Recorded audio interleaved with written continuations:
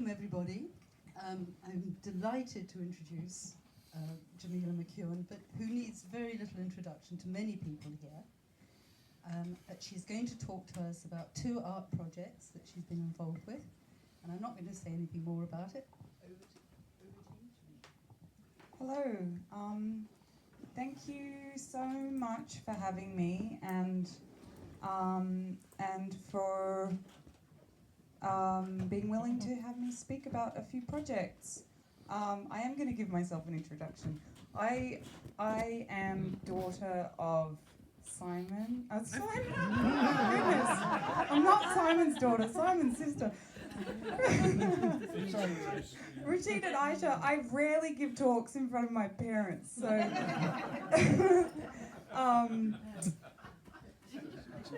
but I am their youngest daughter. I'm part of the first generation of children to be born to the let's just call you the first ones. And while we did emigrate to Australia when I was 3, I do believe that a lot of the way that I have come to understand and relate to the world is very much rooted in this place. So it's always really a curious joy to return here and have so many people come up to me and say, "Oh, do you remember me? You were this big." So that's always really lovely, and some of you I've seen a few times. I've only been able to return twice, but it's always really welcoming and wonderful to be here. And I do think about the roots of how I think about the world as being very much about the importance of interconnected support of place, of land, very much being in the ethos of this place, and it runs through all my siblings too. So I also think about the work that I do as an artist kind of being a continuation of the curious exploration that began in this place. When I think about the founding of this place and my parents' involvement, and many of you that were there in those early days, I think about how young you all were, and how wanting you were for and a real belief that there is this divine knowledge in the world and that it is available to us, and that we can find our own pathway to it. And for me, my pathway to that has really been through art, and I think that has come very much through my parents, rather than kind of prescribing a spiritual cosmology or way. They always very much encouraged their children to find our own way, to find our own curious paths, and they were always more interested in that. Because this is Gardening Week, I'm going to talk about 2 projects of mine that relate to gardening. I also think about these 2 projects as kind of sibling works. The one on the right is called Human Meteorite, and it's a work that I did, a performance and earthwork that I did in 2017, for which I dug every day for 30 days a meteor crater, or rather a human meteor crater, because I became the human meteorite for this work. I dug every day from sunrise to sunset, or to kind of whatever the limits of the day were.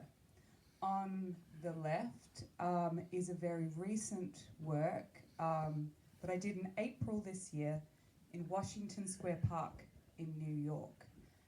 The one on the right, I should say, this was in Northern California in a meadow, very remote. It was once a redwood forest, now a site that has been mostly cleared for pasture land. On the left, Washington Square Park, the middle of Manhattan. So I am really interested in very much contending with place in all kinds of dimensions, but often in disturbed ecosystems. For this one, for seed meditation, it was shorter in duration. I sat in Washington Square Park from sunrise to sunset for 10 days in meditation, and throughout that time I also had people join me throughout it, sitting, talking, I was mostly a noble silence, but if there was need for conversation, I would engage people. But first up, I'm going to talk about this work, Human Meteorite. So the way that this came about, and I didn't know it would look like this. This is in the final moments of day 30, but I didn't know it would look like this. And the impetus for this work came from a sensation of overwhelming species shame. This was in 2017, and we just had one of many now devastating IPCC reports that were informing us of the hundreds of species that were going extinct by our hands, the, actually projected climate situation is actually worse now than was projected at this time. But I felt like, how can we even begin to approach these problems if we can't even process the emotional friction that it brings up and the massive amounts of shame that it brings up, knowing that we are perpetrators of this mass extinction. And so there was this sort of impulse to turn away. And maybe, as many of you might sort of be aware, shame is really a hindrance to creative thought. And I was like, we can never really solve these problems if we're kind of trapped in a state of shame, so how do we process this shame? And interestingly, rather than kind of try to find an alternative to that, I leaned into it and I was like, okay, what does it mean to actually be in this state of being the meteorite, of being the first sentient driver of extinction? So a meteorite, non-sentient driver of extinction, fairly instantaneous event with a long fallout. And so this was one of many projects in which I take an ecomorphic approach to understanding my humanity, where I kind of hybridize or ecomorph into another entity. So in this case, as a meteorite, and I began digging. The first day, I'm gonna skip. This was day one, which is it's a 6 foot wide, 1.5 foot deep hole, and I was really, despite being a soil scientist and avid gardener's daughter, I am the youngest of 5. So most of the digging work in our family was always given to the older siblings, and I was really more of a seed sorter. So I didn't actually even know how to wield a shovel. I didn't even know how to dig. And so I went to a friend of mine who runs a community garden, and I asked him for a tutorial. And he gave me an amazing tutorial, and I spent a month with a Pilates instructor working out how to kind of hold. And if anyone suffers from back problems when they're digging, please come to me. I'll so happily give you a digging tutorial. And it's never too old to learn. You might have been doing it wrong all these years, who knows? But my Pilates instructor gave me the comforting farewell when I told him, oh yeah, I leave in 3 days, of, wow, you are not remotely ready. But that was good in a way, because I learnt that I needed to be really very gentle in how I approached. And so I'm going to show you, this is me kind of digging on, this must be about day 6 or something. And you can see I'm going slow. I realize you just can take your time. And what I found slowed me down even more than just, the physical strain of digging, is that digging has this really uncanny effect on you somatically, viscerally, that it just brings up things that have been buried inside you. And so as I would become physically stronger, I would also become physically weaker. As I would become emotionally stronger, I would also become emotionally more overwhelmed. And I would find in these moments something would come up and it would just wash over me, and I could no longer pick up my tool, and I would just have to stop like this. And I just would sit with it and let it move through me, and then, you know, lo and behold, it does move through you, and then you can get up again and you can keep moving. I did dig in all kinds of conditions. Rain, which you're all familiar with because we're in Scotland, and there was a lot yesterday. Yeah, I mean, a lot of you know digging in rain produces its own limitations. You know, you have to be really, it compacts the soil, it becomes a little bit dangerous, things are slippery, you lose grip on your feet. But I was very determined to dig every day. So on the rain days, I would just have to kind of work as cautiously and carefully as possible, even though I was, you know, kind of grimly determined to dig anyway. And then these kind of amazing things would happen that I didn't expect. And I enter all these projects really just ready to receive whatever unfolds within them. And after about 3 days of rain, I hit this beautiful gold sediment, and you can see on a day that is very grey, it makes the browns richer, and it made that golden centre so bright. And this process of spiralling round and going down, this was where I really realised that this process of digging in this circular motion, and how it really was the literal process of dilating what you can see and what you can know. That became such a teacher for me in terms of taking time. And then as I was doing this piece, I was also giving these live broadcasts every morning so that I could share with people the intimate aspects of what was happening as I was digging the field. And so also on that same rainy day, I discovered the screen is not quite capturing it, but this orange is just terracotta vivid. And I think after talking to Dad, we determined that it could even be that was the sediment of what had once been the redwood, that in that mineralized. So it was really this beautiful thing that was also really the grave of this huge ecosystem that had once lived there. And then, you know, moments like in these areas where I've compacted it because I've been digging on wet soil, these puddles have formed and little creatures fall in and drown. And so perpetrating extinction while I'm working.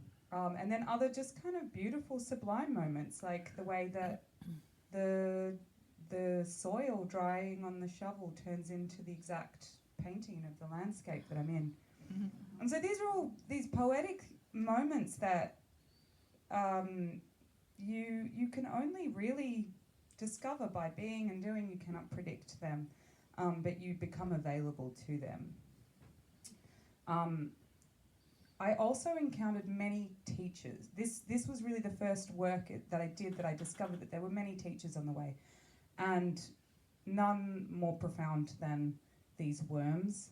I don't know if you've ever seen a worm tied in a little scrawny little knot like this, but the first 3 days I didn't see any insects, and I thought this was really quite a disturbing thing to encounter no insects in this meadow. There were spiders that were spinning mandalas every morning that I would see in the grass, but very few insects, and no worms and no insects in the ground. And then on day 3 I discovered these worms, but they were tied in these horrendous little knots, and I'd never seen it before, and I thought maybe the worms had become deranged, and it was just deeply disturbing. They were so weak, but when I would put them in my hand, they would start to unknot themselves like this. And then I got really fixated on picking up worms and holding them. But then I discovered if I piled them all together, they would kind of activate each other and they would unwind. And I got really super distracted with this worm infirmary. And then the birds would come and eat the worm. And I was like, oh, okay. So you start realizing how you're interacting with this ecosystem.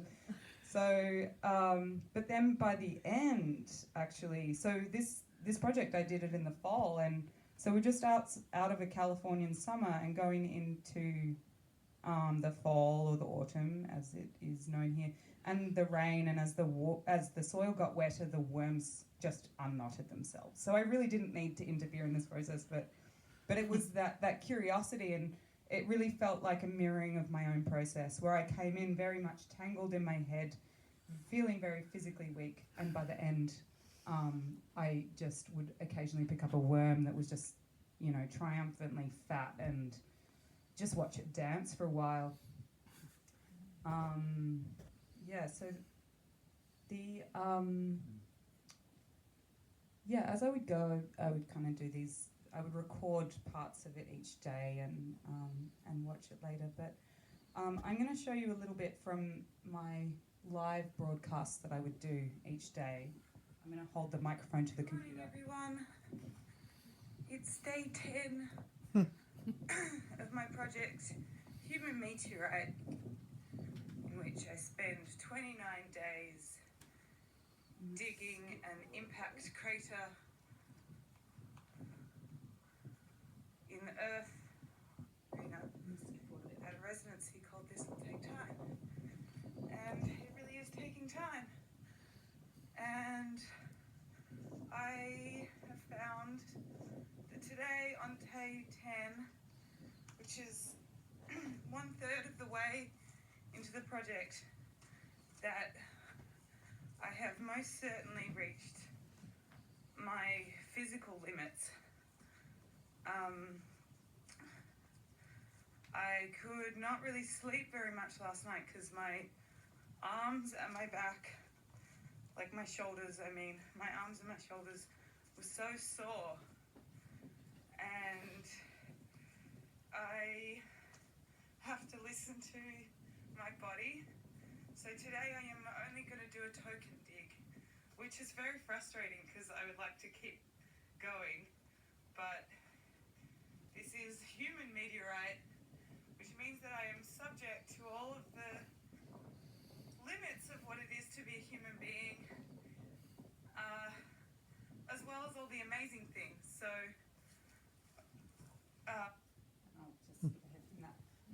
so it was very much about working up to limits, and sometimes those limits were emotional, and in this case they were physical. And what I noticed was actually the emotional, the spiritual, and the physical were almost like braided together. So when one would run short, the other two could not continue. But as each of them became stronger, I could kind of braid them together and keep going. I also just want to introduce this person because she's really a big part of my self-reflection in this work. Her name is Kathy. She has been riding horses through this land for 30 years. She rescues horses that are about to be turned into glue at her own expense, and rides horses through the land. And the first time she came to visit me, I didn't even notice her. I was concentrating, digging and suffering and, wondering how I was going to survive. And she did 3 laps of me and my crater before I even noticed she was there. And she had found my hat, had blown away on day 1, and this was day 3, and she had found my hat, and I was very grateful. But she was very suspicious of me. And she kind of left these parting words of, take care of the animals. And she told me about a few of the animals that were living in the tree line. I was like, thank you, da-da-da, very, very nice to meet you. She returned a couple of days later and asked me the question, why would you come here and make it look like a bomb had hit this place? Which, is not a very neutral statement. I could hear that she was very upset about what I was doing. And so rather than kind of, you know, confronting her and kind of making a stand for myself, instead I said, oh, I can understand that it's quite confronting for you to have me here. And it's clear you have a long connection with this land. Will you tell me your story? And she spent a long time telling me about her long relationship to animals. And then, and she has a deep affinity to animals. She's rescued all kinds of animals, and she knows this land so well. So to see it suddenly damaged, harmed in this way, was upsetting to her. And then I told her the nature of the project, what I was doing, and that what I understood, or what I was observing about what I was doing, was that I'm not bringing in anything new, but I am uncovering what has already been under her feet the whole time, and that I think that this soil itself is beautiful. And I brought her into that, and I told her about the worms, and I told her about the birds eating the worms. And then after that conversation, she became a very good friend to me. And she would kind of come past every few days and chat, but she really became such a strong advocate for the project and really connected to it, and grew a new sort of love of the place. But I think that it's always really important to, when I'm working in new places, to just acknowledge that first, that there is a grief that happens when you impact a site. And I mean, really, like, I couldn't fully argue against her anyway, because I was actually enacting a kind of a process of violence against the land. She was 100% correct in that. Yeah, this is just a fun sort of Vitruvian. I just tossed that in there. This, just because people are always kind of curious about the numbers with this, I calculated it was around 18,000 shovel loads and 1,200 wheelbarrow loads of soil. The whole diameter of this outer rim, which is where I would displace the soil from the inside, was 72 feet wide, and the inner crater ended up being 42 feet wide, 6 feet deep. This is another limitation that I would hit, which is sometimes the sky would present me with such beauty that even if I wanted to keep going, it was so clear to me that my job or my place in the world was really to stop and just be in awe, because it really felt like a gift. And so this whole time I was digging from full moon to full moon as well, so I had these celestial timekeepers of both the sun and the moon, and working in this way where I was working in spatially in the shape that I now think of as this is the shape of time.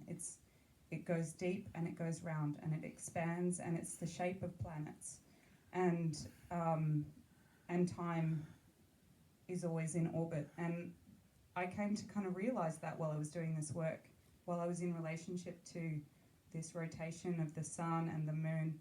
And after this, I never really think of the ground I'm standing on as flat. I really do consider that I'm on a round planet. And this is right near the end. I managed to get someone to come and do this aerial footage, and this was the first time that I got to see that it was actually round, because everything had been measured with my own body. So it was all footsteps and shovel lengths until this point, and yeah, it was very moving to see, and the way that these shapes, resembles the iris of an eye, and then this, I'm going to show you a video that I find quite difficult to watch because it's the very last day, and it's very emotional. So, but I want to play for you. I rarely play this.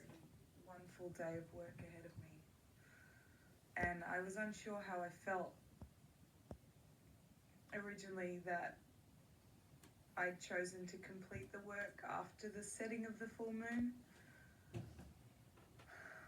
In a way, I was disappointed with myself that I hadn't decided to finish it so that the piece could be charged by the full moon.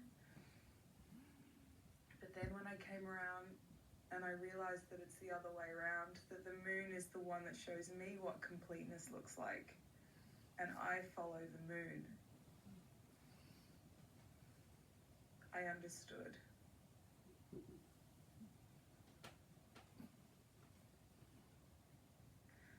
Anyway, I'm very much going to miss doing this. Being able to speak honestly and candidly and in an unfiltered way every morning, I think in its way has also transformed me. And I hope that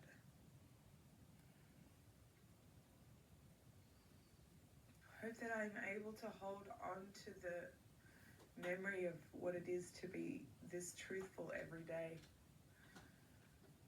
as I return and am no longer meteorite.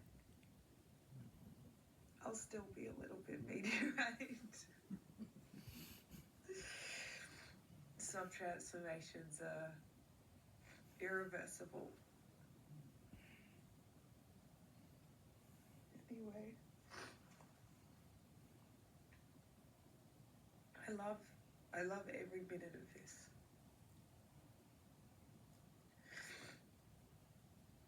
I've never been moved so deeply through the process of creation, and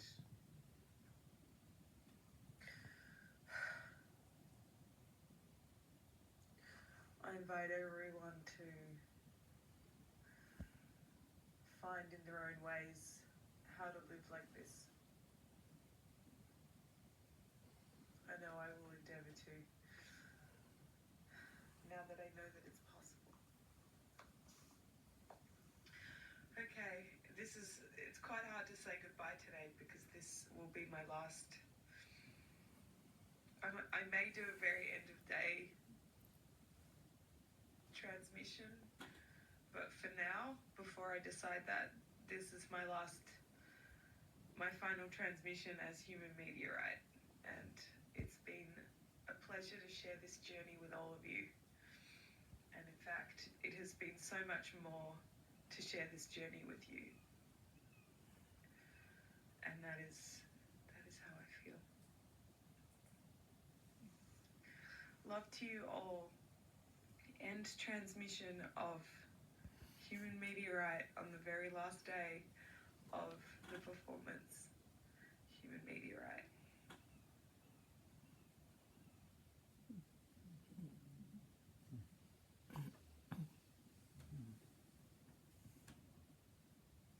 And these were the final moments.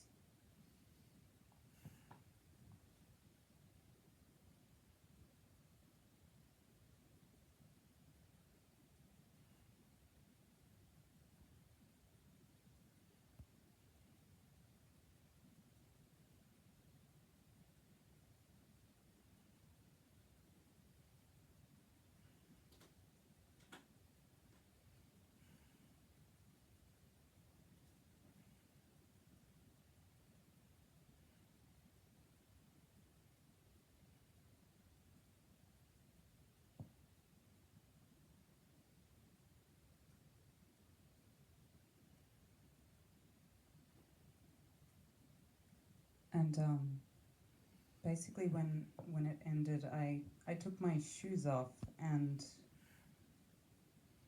climbed down into the center and lay there on my back, and there was this way that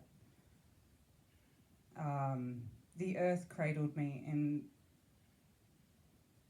in this way that I felt both held up and pulled down, and I've never felt gravity in that way, that I felt like I was part of the earth's gravity, and I just opened myself up to this huge blue sky, and yeah, I've never felt such overwhelming sense of love and divinity. Really, it was almost painful. But I had learnt so much through this process that to unflinch from feelings, even when they are overwhelming. But I felt every emotion within me in that moment, and I really felt cosmically loved. And yeah, there is this way that just the shape of this crater when you lie in it and you're 6 feet below the horizon and you have this circular horizon around you, it does something to all your molecules. They feel magnetically organized, and it made me actually understand why it was that people made the Neolithic sites that they did, that it was for these embodied feelings of cosmic connection. And 1 year later, I was sent this photo of the meadow in its beginning stages of repair.